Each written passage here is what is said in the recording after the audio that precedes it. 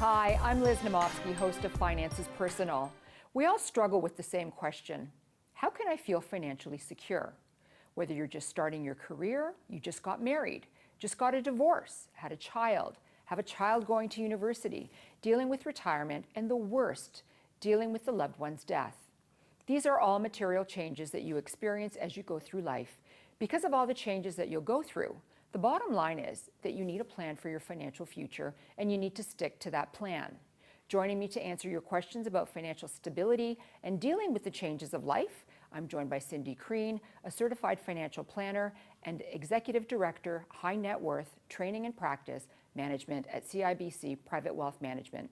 Cindy has had extensive experience in working with advisors and clients alike to help them develop and expand their wealth and planning skills. Welcome to the show, Cindy. Thank you very much. The focus of this show and all the other shows will be about women and women in finance. So in the introduction, we talked about material changes in your life, getting married, going through a divorce, having a child, having that child go to university, empty nesters, retirement, and then the death of a loved one. So because there are so many different stages, should women do anything different when planning for their financial future? Well, I think you and I have talked about this before, is that women should be very much aware of their personal finances. So whether they're single, whether they're married or divorced, they should be actively involved and have a roadmap for their future. You know, I think one of the things that a lot of women fear is finance. They don't understand it. It sounds too complicated. When you look at a lot of the talking heads on TV, it's very high level and it doesn't actually explain finance to anyone. Yes, and it can be very, very confusing. And I know if you're watching TV, you're listening to things about the market being volatile. And for some people, particularly women who tend to be risk averse, it can be scary. And they're concerned about doing the wrong thing. So I think the important thing is to be working with an advisor that they trust, who can give them proper advice, can take a look at where they are right now, where they'd like to go in the future, and whether or not they've planned for that and help them plan for it. You know, the thing about working with an advisor, they can help weather you through all the volatility. Yes. And they can help quell your emotions, and they can do the hand-holding that a lot of the other institutions can't do. Yes, I would totally agree with that. And I think advisors are there to save us from ourselves because we all get emotional. We could get euphoric when the market's going up and thinking, oh, I'm not so risk averse anymore. I'm going to put more money in. So they can save you from making bad decisions when the market is frothy, but they can also save you from making a bad decision when the market starts to go down and we start to feel like, oh, my risk tolerance isn't what I thought anymore, and I think I might sell. And that's probably the wrong time to do it. You know, it's very funny because most people sell at the bottom and most people buy their stocks at the top. However, if we're going shopping, we want to buy everything on sale. Yes. So it's the complete opposite when you're looking at the stock market. I know, it is the opposite. And I think it is an emotional, people just have this fear of loss and of economic instability for sure. And I think that's why a financial plan can be very helpful and an advisor can help you with that. Because if you take a look, if the market's gone down, let's take a look at your plan. How is this impacting your plan? You're still 10 or 15 years away from retirement, so we can weather this storm and you will be okay. So having a plan can kind of get you on the right track when the markets are volatile like that. Now, you and I were out for dinner a couple of weeks ago and we were talking about women in finance, and you came up with a term, eyes wide open. Yes. Explain that. Yeah, like I said at the beginning, I think it's so important for women to be involved with their finances. So if you're in a relationship, if you're married or have a significant other, whether you're married or in a common law relationship, you should be aware of what is going on with your finances. And I believe that couples should plan together. Now, some people may choose to pool their finances together, and that makes it a little bit easier, but others may manage them separately, and that's okay. But that's where I think it's even more important to have that awareness and to be working with an advisor and planning together so you know where you're at and where you're trying to go. So let's talk about, as a woman, what do you have to look for when you're going through a divorce? Well, going through a divorce, I would hope that as you're in your life together, that you've been doing that planning together and you're aware of your assets. Because the hard thing is when you're going through a divorce, maybe you're not aware of all the assets and you're not aware of the position that you would be in. And there could be some surprises. For example, if you go through a divorce and you're not aware that your spouse had significant debts, that is really eroding the net worth and eroding the family assets that you're splitting. And that is a nasty surprise when you go through a divorce. You know, I think that's one of the key issues here, because a lot of times you are in a relationship and there is a lot of trust, and there should be a lot of trust. Yes. A lot of times you don't have the communication, but the trust is kind of there. And when you are going through the divorce, I know of many women who all of a sudden realized that there was $1 million worth of debt or $500,000 worth of debt. And you know, you're starting to plan your financial future thinking, we'll sell the house and we've got these assets, but that's not the reality. It isn't the reality. And there's other circumstances where your spouse may have been a business owner and there's not an awareness of the value of that business. And many business owners may not claim the same amount of income as someone who is working in a full-time position. For example, me, working with a financial institution where it's all very transparent. Mm-hmm. So those are the kind of things, even if you're in a relationship and you're not heading for a divorce, you want to have some awareness of the value of your assets and what your net worth is. I think one of the other keys for women is the vulnerability when you have a death of a spouse. Yes, absolutely. And I've seen that quite a bit, especially with the elderly, as if their spouse passes away and they're not as aware and they haven't been involved in the finances. There could be some vulnerability in terms of other men kind of coming out of the woodwork and trying to find somebody who actually has some money. And also the kids. Mm-hmm. I have seen situations where the kids could put very undue pressure on their mother if she's a widow, and that can be very challenging. It's challenging, and the problem is when she's going through that much emotion, you don't need that extra pressure. Yes. So Cindy and I will be back after the break to answer more of your questions about feeling financially secure here on Finances Personal.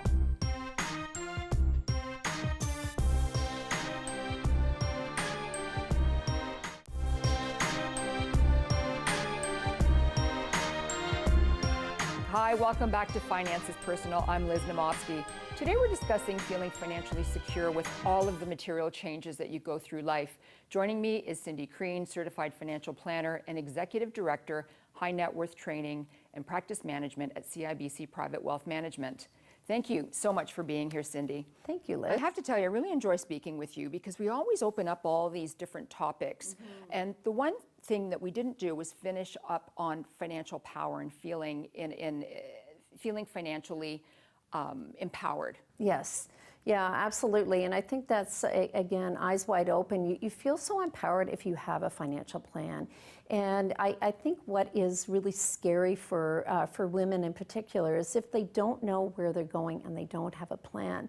Having a plan can really give you that peace of mind to say, I am saving enough, I am going to make it to retirement, and I will have enough income at retirement.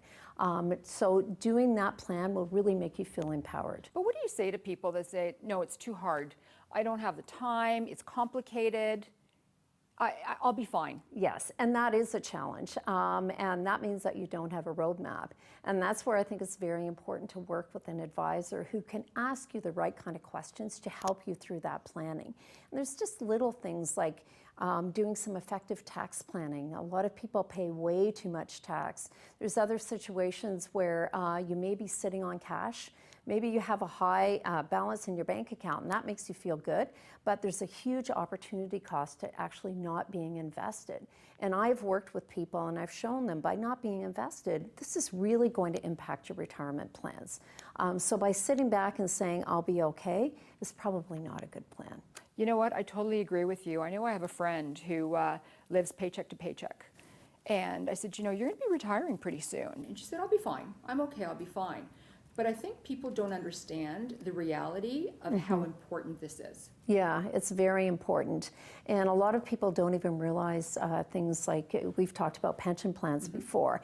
And I've asked clients I've worked with, I've asked some family members, are you aware of your pension plan and what that's going to provide for you? And a lot of people aren't. And it may be sufficient, but you should check into it to make sure it is. And maybe you have to supplement by saving a little bit more. So before we go into retirement, Yes. Is there anything else that you think single women should look out for? Well, again, single women, they're on their own. So I think it's even more important to take control. And as I mentioned before, it's been my experience that women tend to be a little bit more conservative when they're investing. So single women, they're on their own. You're planning on your own for retirement. So make sure, again, that you're working with an advisor and you're planning effectively and not like your friend who's living paycheck to paycheck. Making sure that you're paying down your debt and you're living within your means so that you can have a comfortable retirement. Okay, so retirement. We always think about having enough money and running out of money, but that's not enough. We need to plan more and differently, don't we? Yeah, so we have to think about things, and you were talking about, as we go through our lifetime, there's many things that happen to us, and there are many events that could happen to people that are unexpected, such as a critical illness. And I find I'm getting to that age where we are finding, people get heart disease or cancer, and having some critical illness insurance that will actually give you some income while you're getting better can be real peace of mind. So those are things that we don't plan for, but you have to do some of this protection planning so that you'll be in a good position. So not only is there critical illness, but there's also long-term care. Yes, a lot of people don't think about that. So we are living longer. That is the good news. Especially women. Especially women. Now, the bad news is many of us are probably going to end up in long-term care facilities, and they're very expensive, as I'm experienced through, a lot of, not my parents yet, but my friends' parents, and they can be very costly. So having that kind of insurance in place can really help you and your family afford that. So a lot of people wonder, a lot of people say, oh, I'm in my 50s, I want to do the Freedom 55, or I want to retire early. I mean, how much income does somebody really, really need? I mean, obviously it depends on your lifestyle, whether you want to travel all the time and you want to go, whether you've got a cottage or toys or whatever. Yeah, and it's a tough one. There's a lot of things to think about. And as a matter of fact, I was just reading an article in the paper today about two different couples and two different retirements. And one of the couples still had a mortgage. So obviously they needed more income through retirement, and they were comfortable with that. But I would suggest, as you're approaching retirement, the other couple that they cited had no debt, and you don't have the cost. Like, you don't have to buy suits for work, lunches and travel, and if your debt is paid down, your income requirements in retirement can be a lot less than you think. So I think it's important to kind of think through. There are rules of thumb, but I would suggest the closer you get to retirement, the more accurately you can predict how much you need. It's interesting that you were saying that a lot of us will be in long-term care. I read this article a little while ago, and it talked about the retirement smile and how you're earning up here and spending up here. And then you retire and your spending's kind of lower, and you're not earning as much, and then it goes up here again because you're starting to spend more for long-term care and anything else that you need as you get older. So they were saying that before you go into retirement, you should think about the smile. Yeah, and making sure that you do have that extra money for long-term care, or perhaps buying some long-term care insurance like we talked about before. We'll be right back after this break to find out more about feeling financially secure, especially in retirement, here on Finances Personal.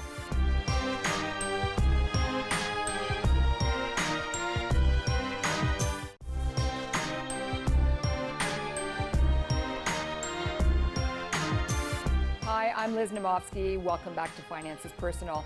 I'm here with Cindy Crean, Certified Financial Planner and Executive Director, High Net Worth Training and Practice Management at CIBC Private Wealth Management.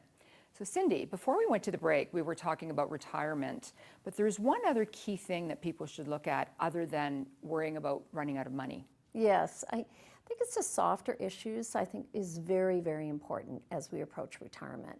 As a matter of fact, a friend of mine who's a physician, has been a physician for well over 30 years, said many of his patients, when they retire, the first year is great because they're feeling that sense of freedom, that they don't have to go into the office anymore or do what they were doing. But then they start to develop some bad habits because it's a long day and they don't know how to fill their day. So bad habits can be particularly nasty in retirement. So thinking about how they're going to fill their day and how much identity they had around work and finding other things to do. But it's something you have to seriously think about. And I know when we talked about your parents, you said they have a great social life as well. Yes, actually and they do. And I think that's really important. Okay, so now let's segue to estate planning, because that's very, very important. And it isn't just for wealthy people either. Yes. I remember when I first started in my career, Liz, I thought, oh, estate planning must be for people who are very, very wealthy. And I quickly learned as I did my financial planning studies that estate planning, if you have any assets at all, you should think about estate planning. Now, your estate plan could be fairly simple or it could be complex. And for everyone, you're going to have some unique circumstances when you do your estate planning. I just want to step back for a moment because some people may think, well, I don't have a lot of assets. Computer is an asset. Some of the jewelry that they have may be an asset. A lot of people don't understand that anything they own is an asset. Yes, absolutely. And even if you have a house and you have a large mortgage, often people have mortgage insurance or they have life insurance that would cover that debt. So should something happen to you, that's a pretty significant asset right there. So what's the key thing of putting together an estate plan? Well, there are many key things. Often people think, okay, I have a will, check, I have an estate plan. It can be a lot more than that, and depending on the complexity of your situation, an up-to-date will is very important, and a will drafted by an estate planning professional. Power of attorney documents are a part of an estate plan as well. So what should happen if I'm unable to make my own decisions? I get into a car accident and I can't make my decisions when it comes to my finances. I have to have a power of attorney for my property to do that.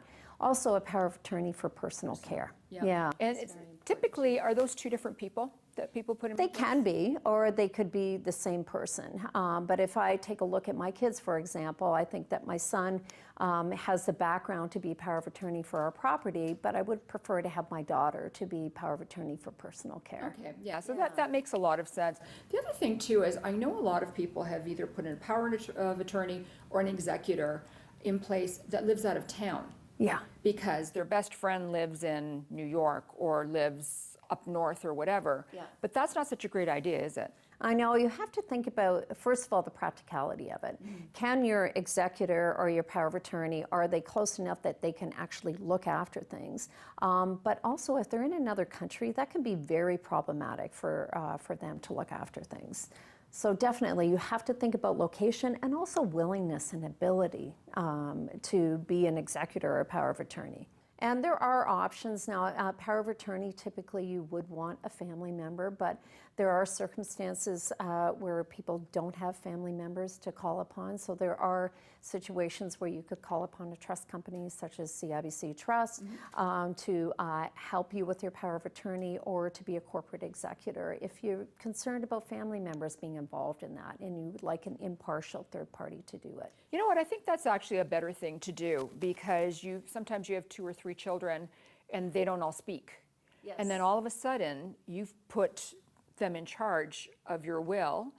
They're the executor, yet they're not speaking to each other. Yes. And so I think that's more of a detriment than being helpful to whomever needs the power of attorney or whoever's deceased. Yes, yeah, absolutely. That you have to really think about it. So think about the executor you're naming. Think about the potential conflicts that they could have. And you could have 3 children who get along very, very well, but when it comes to money, people change. So if you name one of your children as executor, think of the pressure that you could be putting on them and the challenges that they may face. So I want to talk about the other thing is you can use a power of attorney in property and personal care, but estate planning is not just a will or power of attorney. because there's charities out there too. Yes, yes. So you may want to give money to charities, and you might be doing it through your will. But for a lot of people, they would like to give money to a charity while they're alive, and there's good tax reasons to do it, either through your will or while you're alive. So I think that's where it's really important to work with a financial planner and a tax professional who can help you with those kind of decisions. And the other thing I would suggest is tax planning, Liz.